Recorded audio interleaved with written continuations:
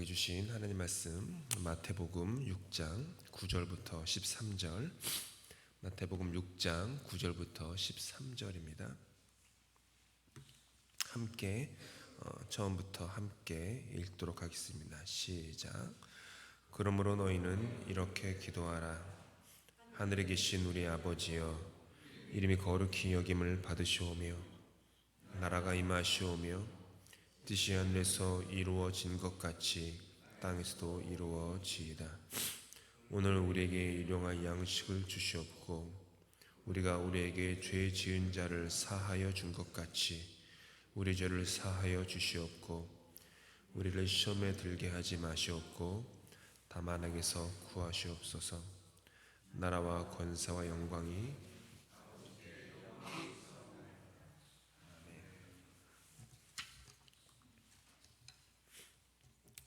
주기도를 가지고 우리 함께 묵상하고 있습니다. 오늘 5번째 시간, 아버지의 뜻이 하늘에서와 같이 함께 나눕니다. 다윗이 시편 13편에서 하나님을 향해서 이렇게 울부짖었습니다. 함께 했습니다. 시작.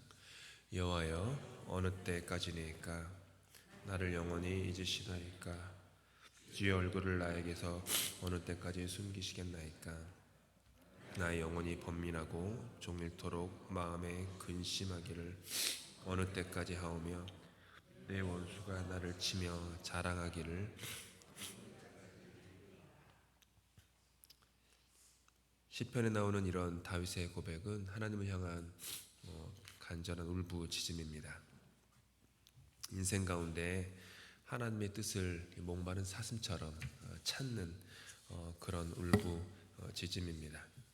하나님께서 우리가 처한 상황을 굽어 살펴주시기를 울부짖습니다. 우리를 돌아보시기를, 또 전능의 손을 펴시기를 울부짖습니다. 찬양으로 고백한 것처럼 권능의 손을 우리에게 펴사 우리를 희게 하여 주시기를 간구하는 것이죠. 우리의 영혼이 하나님의 뜻이, 우리의 영혼은 하나님의 뜻이 우리의 삶 속에 이루어지길 기도합니다.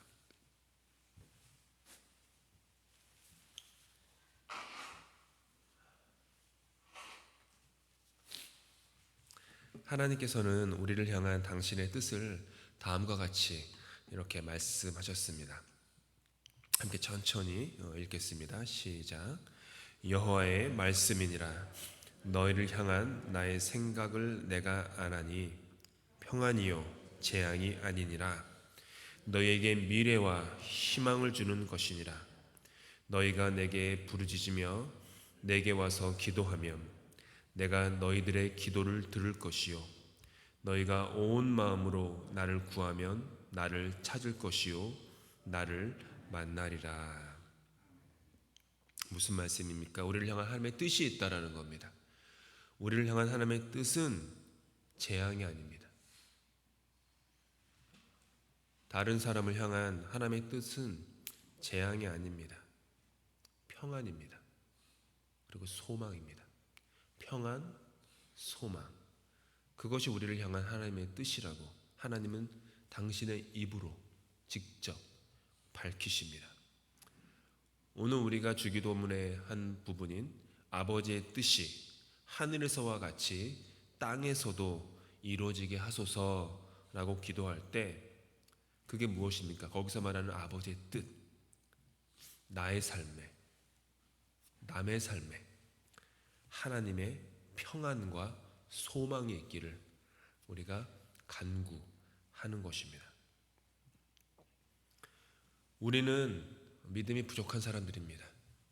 믿음이 연약한 사람들입니다. 그래서 하나님의 뜻이 우리 삶 속에서 어떻게 펼쳐지는지 잘 모를 때가 많습니다. 그런 우리에게 우리는 날마다 기도해야 합니다. 주님, 우리에게 믿음을 주시옵소서.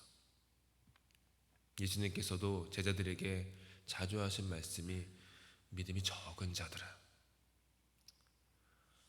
사랑으로 나무라셨어요. 그냥 책망하신 게 아니죠. 이렇게 그 사람을 제자들을 이렇게 무너뜨리려고 책망하신 것이 아니라 세워주기 위해서 아끼고 사랑해서 주님이 말씀하시는 거죠. 믿음이 적은 자들아. 주님 곁에 있었던 제자들의 믿음이 적었다면 하물며 우리야 두말할 나위 있겠습니까? 매주 수요일 묵상하는 요셉의 인생을 통해서 우리 아버지의 하나님의 뜻을 보게 됩니다. 아직은 미성숙한 어린 소년의 그 꿈, 그리고 그 아들을 사랑하는 아버지의 편애, 그것을 지켜보는 형들의 질투와 분노로 얼룩진 그 한 가정의 모습을 보게 됩니다.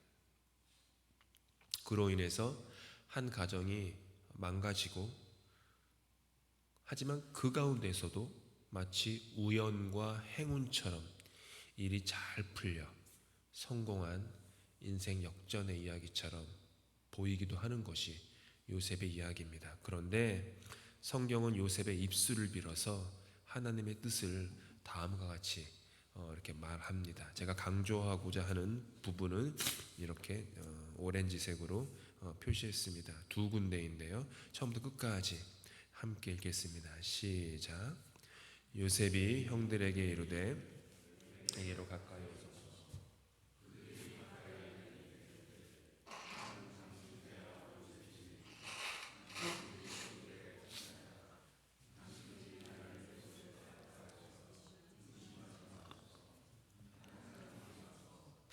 하나님이 생명을 구원하시려고 나를 당신들보다 먼저 보내셨나이다.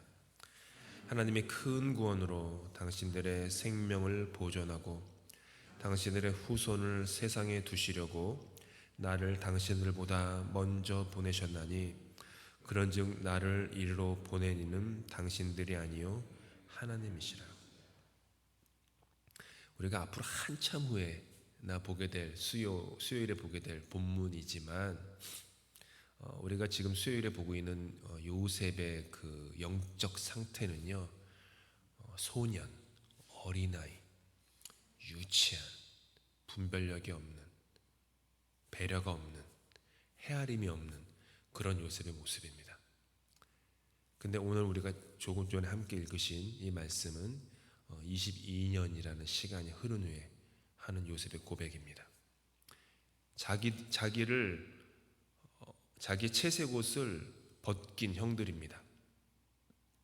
어떤 신학자는 한번 상상해 보라고 합니다. 요셉의 형들이 멀리서 요셉이 저 언덕 위에서 내려올 때, 그리고 요셉을 만났을 때 그냥 점잖게 그를 채색 옷을 벗기고 구덩이에 넣었겠는가? 아니죠. 요셉을 보자마자 형들 중에 누구 한 명이 때렸을 것입니다. 복부를 주먹으로 찼을 것입니다.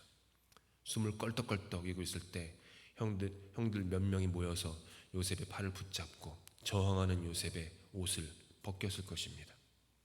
요셉이 형들 왜 이러세요? 왜 이러세요? 울부짖을 때 닥치라고 소리 지르며 뺨을 때렸을 것입니다. 그리고 그의 옷을 벗깁니다.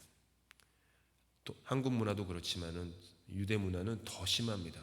옷을 벗기는 치욕, 죽음과도 같은 치욕입니다. 그렇게 벗깁니다. 그리고 난 다음에 저 깊은 우물에 던집니다. 학자들에 따지면 그 우물이 그 히브리 원어에 나오는 그 구덩이라는 그 단어가 한 10m 가량 되는 곳이다. 던진 거예요. 우리가 나중에 보겠지만 형들이 이제 자기의 잘못을 뉘우쳐가지고 형들이 막 얘기할 때 그 형들 중에 한 명이 얘기합니다. 우리 동생이 구덩이에서 그렇게 자기를 살려달라고 울부짖을 때 우리가 그 소리를 듣지 않았다. 이게 뭐죠?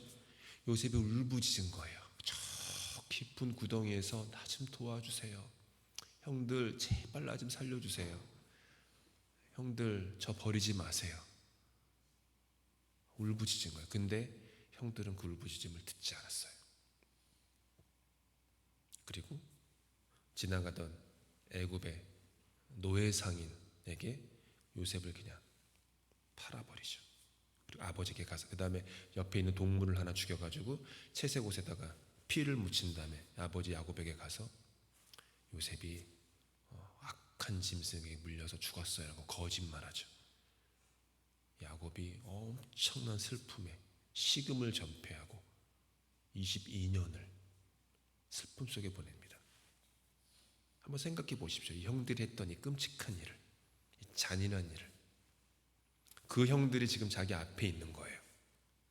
그리고 자기는 애굽의 총리예요. 말 한마디면 수많은 사람들을 죽일 수도 있고 살릴 수도 있는 말의 권세가 있는 사람이 되었어요. 예전에는 울부짖을 때 아무도 듣지 않았는데 이제는 자기가 단어 한마디만 내뱉으면 나라가 움직이는 그런 권위를 가진 사람이 되었어요. 그런 형들을 어떻게 합니까? 지금 요셉이 하나님이 뜻이 있어서 형님들보다 저를 먼저 보낸 겁니다. 나를 이리로 보낸 사람은 형들이 아니에요. 하나님이에요. 22년 동안 요셉은 이렇게 변한 것입니다. 이렇게 말할 수 있는 신앙인들이 생각보다 우리 주변에 없습니다. 당신 때문이야 라고 얘기하지. 아니에요. 내가 그렇게 어려움을 당한 것은 너무 슬퍼하지 마세요. 미안해하지 마세요. 당신 때문이 아니에요. 하나님이 나를 훈련시키시려고, 하나님이 우리를 구원하시려고 그렇게 하신 거예요. 이 얘기 뭐냐면, 이런 얘기가 없었다면요, 그저 어떤 행운처럼 우리가 영화에서 보는 거 있잖아요. 막 영화에는 대부분 앞부분에 아주 잘난 인생이 나오다가, 그리고 또 앞부분 조금 있다가 바로 그냥 나락에 떨어지죠. 온갖 역경을 거쳐가지고 성공해가지고 복수하고 막 후련하게 하고, 헐리우드 영화의 전형적인 공식.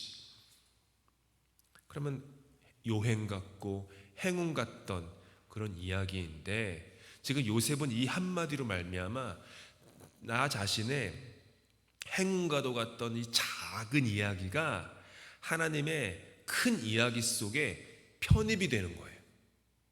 지금 이게 요셉이 하고 있는 놀라운 신앙의 고백이고 놀라운 신학이에요. 한 개인의 이야기로 끝나버렸을 그 작은 이야기가 하나님의 큰 구원의 이야기로 들어가는 거예요.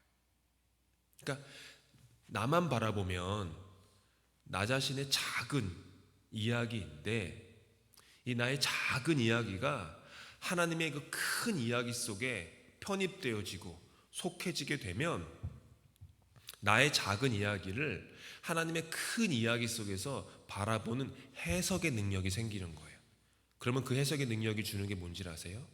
하나님의 뜻, 평안, 소망, 그걸 주는 거예요. 내가 가진 이 형편만 바라보면은 재앙이고 낙심이고 낙담이지만, 이 이야기가 하나님의 큰 뜻 안에, 큰 이야기 속에 들어가게 되니까 그랬구나. 그러니까 바울 사도께서 뭐라고 하는 거예요? 하나님의 뜻대로 부르시는 자, 하나님의 사랑을 입은 자에게는 모든 것이 합력하여 선을 이룬다. 이게 뭐죠? 그 사람의 작은 이야기가 하나님의 큰 이야기 속에 들어가 있기 때문에 결국에는, 종국에는 하나님의 선한 뜻, 평안과 소망의 뜻이 이루어진다라는 거예요. 그게 아버지 오늘 고백인 거예요. 기도문의 고백. 아버지의 뜻이 하늘에서와 같이 땅에서도 이루어집니다. 내 눈을 들어 아버지의 뜻을, 큰 뜻을 바라보는 믿음의 발을 디디는 거예요. 우리는 고집을 살아갑니다. 우리가 인간이 가지고 있는 뜻은요, 그 뜻이라는 단어가 고상하지만 사실 뜻이 아니죠. 고집이죠. 속된 어르신들 옛날 일제시대 말로는 곤조, 그런 거죠. 그것이 대단한 것이냐? 나의 뜻, 고집, 자존심. 근데 하나님의 뜻은요, 고집이 아니세요. 하나님의 뜻이 고집이면 자기 아들을 죽이시겠습니까? 하나님의 뜻이 자존심이라면 자기를 비워 종의 형체를 입으시겠습니까? 그런데 그래서 예수님께서는 제자들에게 제자들 12명의 면면을 다 아시거든요. 얼마나 이 세상이 모든 것이 담겨 있는 사람들이에요. 12명이. 주기도문은 예수님이 12명의 제자들에게 가르치신 기도예요. 친밀하게 은밀하게 가르친 기도인데 마치 뭐 거기 비밀 코드처럼 암호처럼 가르쳐 주신 건데, 말도 안 되는 사람들이 모여 있었거든요. 그리고 제가 기회가 될지 모르지만 오늘은 뭐 그런 시간이 아니니까 나중에 제자들이 어떤 구성으로 되어 있는지를 나중에 설명을 해드리면 깜짝 놀라실 거예요. 절대로 함께 어울릴 수 없는 사람들이 함께 있는 거예요. 3년이라는 시간. 상종도 하지 않을 생각이 완전 정반대 지점에 있는 사람들이, 교육 수준도 반대에 있는 사람들이 3년 동안 함께 생활하면서 먹고 마시고 지낸 그런 사람들에게 얘기하시는 거예요. 주님이 아버지의 뜻이 하늘에서와 같이 땅에서도 이루어지게 하소서. 우리는 하나님의 뜻을 알지도 못하고요, 그때가 언제일지도 모릅니다. 다만 우리는 주님께 힘을 얻어서 믿음으로 고백할 뿐입니다. 아버지의 뜻이 하늘에서와 같이 땅에서도 이루어지게 하소서. 순서가 바뀌지 않아야죠. 마치 내 뜻이 이 땅에서 이루어지는 것처럼 아버지 계신 하늘에도 이루어지게 하십시오, 이렇게 기도하는 게 아니잖아요. 아버지의 뜻이 하늘에서와 같이 땅에서도 이루어지게 하소서. 마틴 루터가 이런 말을 하였습니다. 하나님은 휜 활로도 쏘실 수 있고 절름발이 말도 타실 수 있다. 하나님은 못하시는 게 없다라는 거예요. 우리 인생의 마음이, 우리 인생의 생각이, 길이 마치 휘어 있는 활처럼 굽어져 있어서 똑바로 갈 수 없다고 할지라도 하나님은 그것을 곧게 펴신다라는 거예요. 저와 여러분의 마음이 병들어서 피곤할 때, 그래서 하나님과의 관계가 쩔뚝거릴 때, 배우자와 자녀와 부모와 교우와 관계가 절뚝거릴 때 하나님은 우리의 삐뚤어진 걸음을 바르게 하실 수 있다라는 말이죠. 성 어거스틴도 이렇게 얘기한 적이 있습니다. 우리 인간의 삶이란 마치 수많은 닭들의 발자국들이 어지럽게 찍혀있는 양계장 바닷가도 같다, 이렇게 얘기했어요. 한번 생각해 보세요. 닭 길러보신지 모르겠지만 양계장 안 해보셨죠? 저도 안 해봤습니다. 닭은 길러보실 수도 있어요. 그렇죠? 근데 뭔지는 아세요? 막 수십 마리, 수백 마리의 닭이 있는데 막 정신없이 다니잖아요. 얘네들이 발자국이 찍히는데, 막 우리 인간의 삶이 그렇게 아무런 의미 없이 무질서하게 어지럽게 찍혀 있는 닭들의 발자국이 있는 양계장 같다.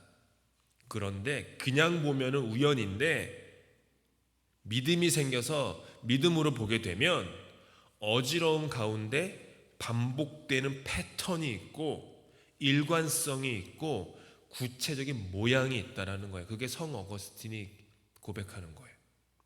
우연과도 같은 인생이지만 믿음의 사람은 그 질서 없이 막 찍혀있는 우연과도 같은 수많은 발자국들 속에 하나님의 섭리의 패턴을 보는 믿음의 눈을 기른다는 거예요. 그래서 고백할 수 있는 거죠. 합력해서 선을 이룹니다. 바울 사도가 고백한 거예요. 제가 계속 얘기했던 거 함께 읽겠습니다. 시작. 우리가 알거니와 하나님을 사랑하는 자 곧 그의 뜻대로 부르심을 입은 자들에게는 모든 것이 합력하여 선을 이루느니라. 여기도 얘기하잖아요. 바울 사도가 뜻, 그분의 뜻, 하나님의 뜻, 하나님의 그 뜻대로 부르심을 입은 자들에게는 모든 것이 합력해서 뭘 이뤄요? 선을 이룬다.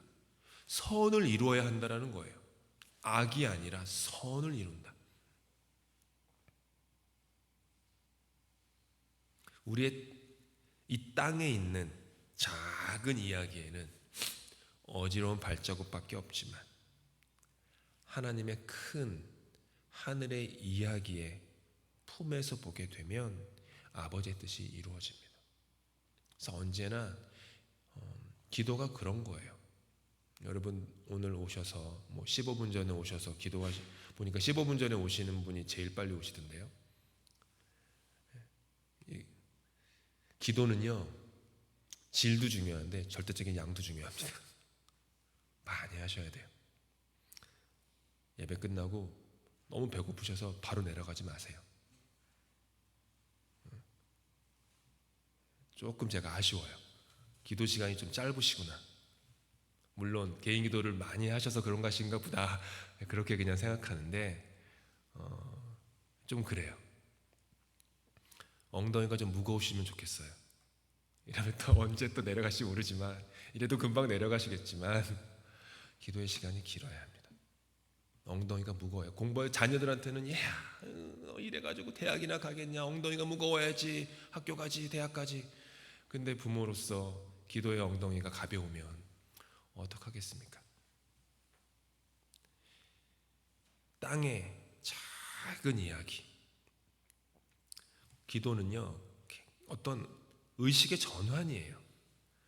내가 가지고 있는 이 작은 이야기를 계속해서 하나님의 큰 이야기 속에 던지는 거예요. 이렇게 내 의식 속에서 계속해서. 주님, 제가 이게 잘 이해가 안 됩니다. 하나님이 큰 이야기 속에 말씀에 던지는 거예요. 그리고 하나님의 큰 이야기 속에서 나 자신의 마음을 돌아보는 거예요.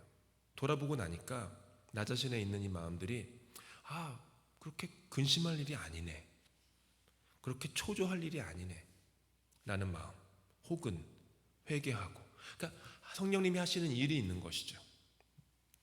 지금 다 알 수 없어도 믿음으로 인내할 수 있는 것입니다. 아버지의 뜻이 하늘에서와 같이 내가 발을 디딘 이 땅에서도 이루어지기를 바랍니다 라고 기도하는 거죠. 아버지의 뜻이 하늘에서 이루어진 것처럼 저 사람의 삶에도 이루어지기를 원합니다 라고 기도하는 거예요. 근데 이렇게 기도 안 하면 어떤 기도가 나가는지 아세요? 아버님, 하나님, 제 아내가, 제 남편이 제 말 좀 듣게, 이렇게 제 뜻을 좀 헤아리게, 이렇게 기도가 나가요. 근데 깊이 들어가면 주님, 내 뜻 아닙니다. 내 마음 아니고요, 내 생각도 아닙니다. 아버지의 뜻. 그러려면 뭘 해야 돼요? 먼저 할 선제 조건이 뭐냐면 내가 먼저 아버지의 뜻에 굴복해야 돼요. 그게 선제 조건이잖아요. 내가 먼저 십자가를 져야 돼요. 내가 먼저 피를 흘려야 돼요. 희생의 피, 섬김의 피. 그렇게 될 때 우리는, 우리의 기도가, 우리의 믿음이 겸손해질 수 있어요. 나의 뜻을 십자가에 못 박는 거예요. 계속해서 십자가를 바라볼 때마다 나의 뜻을 못 박아야 돼요. 그렇게 못 박고도 계속 나의 뜻을 추구하는 모습이 있어서 정말 또 맨날 이러는데 내가 이렇게 기도한다고 무슨 소용이 있나? 그러니까 더 못 박아야 돼요. 인간이 그렇게 연약하기 때문에 십자가 앞에 나아갈 때마다 내 뜻, 내 생각, 내 마음 계속 못 박아야 돼요. 어떤 분은 그러시더라고요. 어떤 목사님, 제가 존경하는 목사님은 좀 어떤 말을 쓰셨냐면 자기 혐오를 해야 된다고. 자기를 혐오해야지 온전한 그리스도인이 될 수 있다고. 이게 정신적으로 자기를 막 그렇게 비난하라는 뜻이 아니에요. 자기가 내가 옳지 않다라는 것을 나는 글렀어, 막 이런, 나는 틀렸어, 이런 것처럼 자기를 혐오할 수 있는 사람만이 자기를 부인할 수 있고 자기 십자가를 질 수 있다고 라고 하는 거죠. 기도는 그런 것이에요. 내 기분, 성격, 습관, 자존심 다 십자가에 못 박는 것이죠. 내 뜻을 이 땅에 이루기 위해서 몸부림치지 않고 아버지 뜻이 이루어지기를 바라며 사는 것이죠. 이 시간 우리가 그렇게 기도할 때 그렇게 좀 바라보시면서 우리 가정을, 우리 자녀들을 바라보시면서도요, 자녀를 위한 기도 참 많이 하시겠지만 아버지의 뜻을 먼저 구하십시오. 아버지의 뜻을. 그리고 부모로서 먼저 되는 기도는 자녀를 향한 아버지의 뜻을 제가 조금이라도 알 수 있게 나의 눈을 열어주십시오. 나를 낮춰주십시오. 나를 부숴주십시오. 나를 무너뜨려 주십시오. 그래서 제가 그동안 해오던 나의 뜻을 자녀에게 주입시키려고 했던 그런 헛된 일들을 멈추고 자녀를 하나님이 지으신 독립되고 성숙한 인격체로 바라볼 수 있는 그런 어머니가, 그런 아버지가 될 수 있게 하여 주십시오. 그냥 저에게는 청지기로서 이 아이를 내 인생 사는 동안 그냥 몇 년의 시간 동안 이 아이 자녀들을 그냥 청지기로 맡겨준 그런 사람으로만 여기게 하시고, 소유하지 않고 주장하지 않고 내 뜻을 주입시키지 않고 아버지의 뜻을 생각하면서 그런 기도가 나가야 합니다. 그럴 때 우리 삶에 평안이 있어요. 소망이 있습니다. 아무쪼록 계속해서 기도하시면서 아버지의 뜻이 하늘에서 이루어진 것처럼 우리가 살아가는 이 땅에서도 이루어지기를 소망하는 우리의 기도가 될 수 있기를 예수님의 이름으로 축복합니다. 기도하고 예배 마칩니다. 하나님, 늘 우리의 뜻을 더 많이 구했습니다. 하나님 앞에 회개하며 주님의 뜻을 먼저 구합니다. 주님의 뜻이 하늘에서와 같이 내가 발을 디디고 있는 이 땅에서도 이루어지기를 원합니다. 주님의 뜻에 내가 순종하게 하시고 무릎 꿇게 하시고 주님의 뜻에 나의 생각을 못 받게 하여 주시옵소서. 오늘 우리가 찬양으로 고백한 것처럼 주님의 뜻을 이루소서. 고요한 중에 기다리니 진흙과 같은 날 빚으사 주님의 형상 만들어 주시옵소서. 함께 주님께 가르치는 기도로 예배 마칩니다. 하늘에 계신 우리 아버지, 아버지의 이름을 거룩하게 하시며 아버지의 나라가 오게 하시며 아버지의 뜻이 하늘에서와 같이 땅에서도 이루어지게 하소서. 오늘 우리에게 일용할 양식을 주시고 우리가 우리에게 잘못한 사람을 용서하여 준 것 같이 우리 죄를 용서하여 주시고 우리를 시험에 빠지지 않게 하시고 악에서 구하소서. 나라와 권능과 영광이 영원히